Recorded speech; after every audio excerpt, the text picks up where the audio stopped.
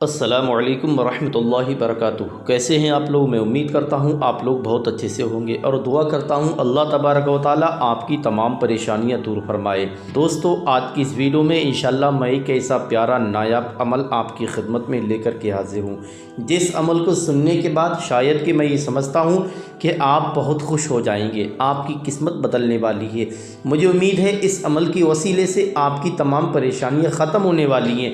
अगर आप लोग एक ज़माने से परेशान हैं, आप लोग अपने घर की तमाम बीमारियों को लेकर के परेशान हैं, या आप घर की कोई भी दिक्कत या कोई बड़ी प्रॉब्लम को लेकर के जकड़े हुए हैं, जो पूरा का पूरा घर वीरान हो चुका है, बर्बादी की दहलीज तक पहुंच चुका है, इंशाल्लाह फ्री में फी सबीलिल्लाह आपके घर तक यह अमल बासानी आज आपको मिलने वाला है। इंशाल्लाह यह अमल ऐसा है जिसने भी किया है हज़ारों और लाखों का फ़ायदा उसने अपनी घर बैठे हासिल कर लिया है। लोग न जाने कितने समय से परेशान थे, कोई कारोबार को लेकर के परेशान था, कोई इस बात को लेकर के परेशान था कि घर में हमारे कुछ ऐसे मामलात हैं, कोई हमें ऐसा इंसान नहीं मिल पा रहा है जिसके ज़रिए से हमारे घर की तमाम दिक्कत, तमाम तरह की परेशानियां ख़त्म हो जाए। तो दोस्तों, इंशाल्लाह कागज़ और कलम लेकर के बड़ी तेज़ी के साथ आप लोग बैठ जाएं और इस वजीफ़ा को, इस दुआ को सिर्फ सुन ले तो मैं समझता हूँ मेरा अक़ीदा है अल्लाह पाक के हुक्म से सुनते सुनते उसकी तमाम परेशानियाँ ख़त्म हो जाती हैं।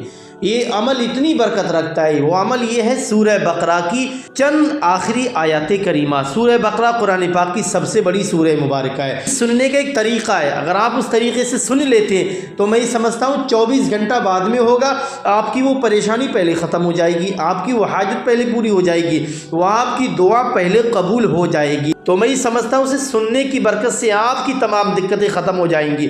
चाहे आपके घर में कैसे भी मामलात हों, कैसे भी बड़े जिन जिन्नात भूत पलीत जैसे मामलात हों, या आपके पीछे कोई ऐसा दुश्मन लगा है जो काले इल्म का वार करा देता है, उसकी तमाम चालें ख़त्म हो जाएंगी, तमाम उसके हथकंडे धरे के धरे रह जाएंगे। और ये आयत करीमा इतनी जलाली है, इतनी ताकतवर है कि घर में कैसी भी बड़ी से बड़ी दिक्कत, बड़ी से बड़ी मुश्किल हो, इंशाल्लाह जड़ से ख़त्म हो जाती है। बस आप लोग नियत कर लीजिए और अल्लाह पाक की ज़ात पर भरोसा रख लीजिए। कुरान पाक है, इसके अंदर हर बड़े से बड़े तूफ़ान, बड़े से बड़े मर्ज़ का इलाज है, हर तरह के जादू टोने का तोड़ कुरान पाक के अंदर मौजूद है। मैं आपको बहुत ही आसान तरीके से ये अमल बता रहा हूँ। इंशाल्लाह आप बस एक जगह बैठ कर के अव्वल आखिर एक बार दरूद शरीफ पढ़ लें और 313 मरतबा इसी आयत करीमा का विर्द कर लें। इंशाल्लाह उन्हीं आयत करीमा की तिलावत भी आपको बेहतरीन अंदाज में सुनाने वाले हैं। इन आयत करीमा को सुनने से पहले दिल से इस चैनल को सब्सक्राइब कर लीजिए और इस वीडियो को लाइक ज़रूर कर दीजिए। कमेंट बॉक्स में आमीन लिखकर हमें ज़रूर बताइए। इंशाल्लाह जब आपको फ़ायदा होगा, मुझे उम्मीद है आप ज़रूर लिख करके बताएंगे। तो बस आइए इस वीडियो को सदका जारिया समझ कर पहले तमाम लोगों में शेयर कर दीजिए और शुरू से आखिर तक हमारे साथ ज़रूर जुड़े रहिए। अब सुन लेते हैं इन्हीं आयत करीमा की तिलावत। औज़ु बिल्लाहि मिनश शैतानिर रजीम। बिस्मिल्लाहिर रहमानिर रहीम। आमनर रसूलु बिमा उनज़िला इलैहि मिर रब्बिही वल मुअमिनून कुल्लुन आमना बिल्लाहि व मलाइकतिही व कुतुबिही व रुसुलिही ला नुफ़र्रिक़ु बैना अहदिम मिर रुसुलिही वक़ालू समिअना वअतअना ग़ुफ़रानक रब्बना इलैकल मसीर। ला युकल्लिफ़ुल्लाहु नफ़्सन इल्ला वुस'हा लहा मा कसबत व अलैहा मा इक्तसबत रब्बना ला तु'आख़िज़ना इन नसीना व अख़्ताअना रब्बना ला तहमिल अलैना इसरा कमा हमलतहु अलल लज़ीना मिन क़ब्लिना रब्बना वला تحملنا ما لا طاقة لنا به واعف عنا واغفر لنا وارحمنا أنت مولانا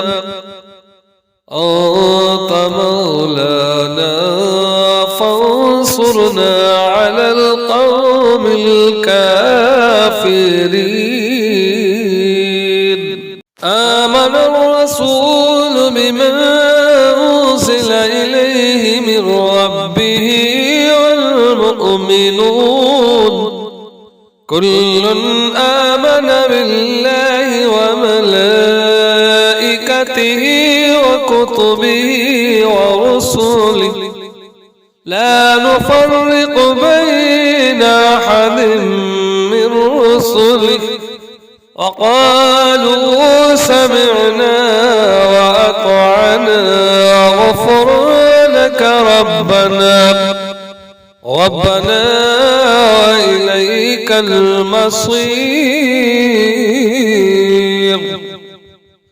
لا يكلف الله نفسا إلا وسعها لها ما كسبت وعليها ما اكتسبت ربنا لا تؤاخذنا إن نسينا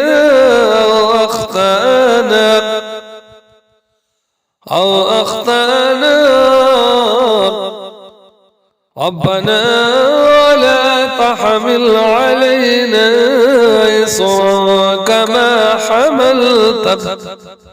كما حملته على الذين من قبلنا ربنا ولا تحملنا ما لا طاقة لنا به واعف عنا واغفر لنا وارحمنا أنت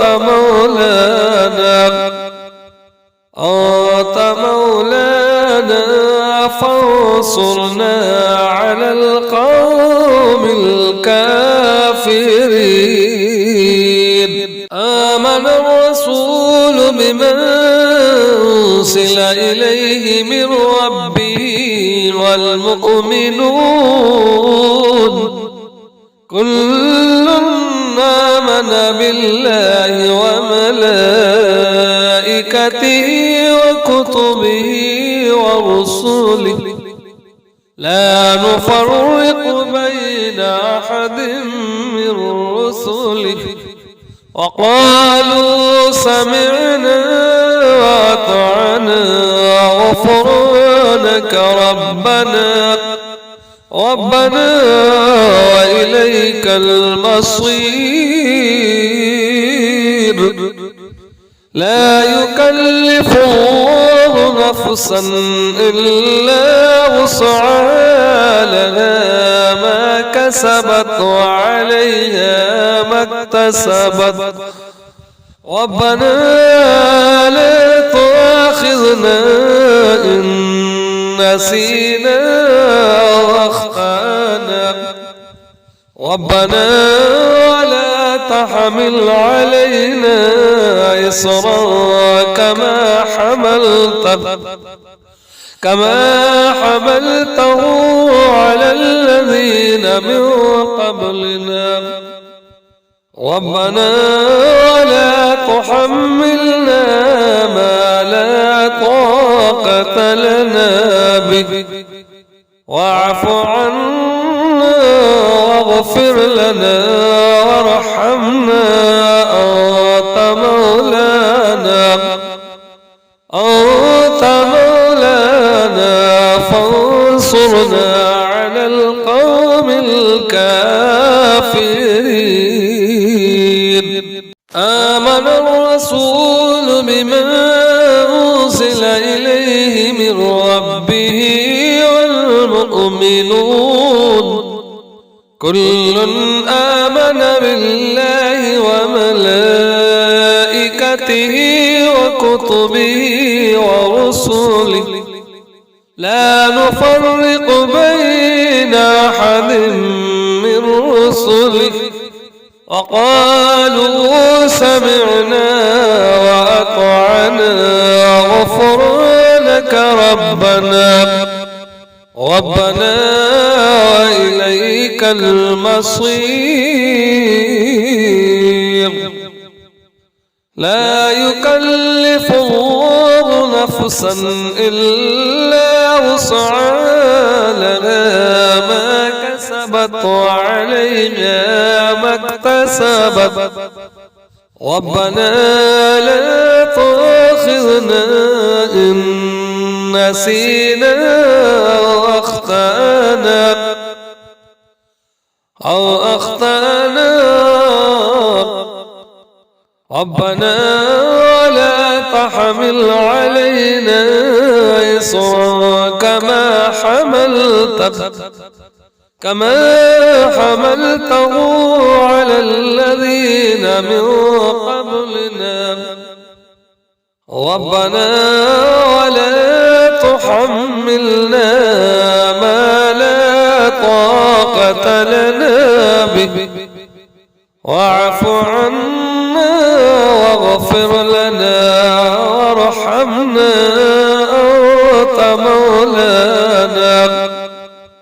أنت مولانا فانصرنا على القوم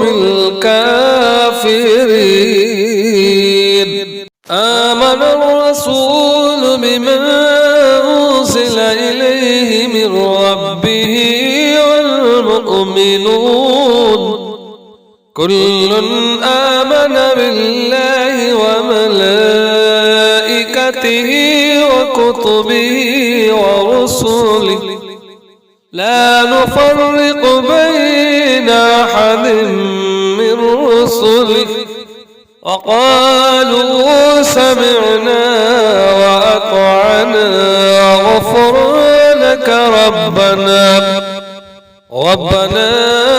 وإليك المصير.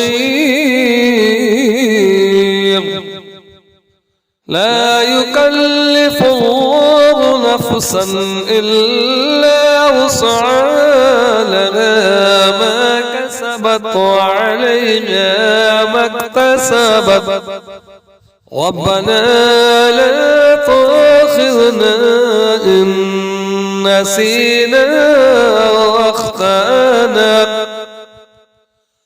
أو أخطأنا ربنا ولا تحمل علينا إصرا كما حملته على الذين من قبلنا ربنا ولا تحملنا ما لا طاقة لنا به واعف عنا واغفر لنا وارحمنا أنت مولانا فانصرنا على القوم الكافرين. صدق الله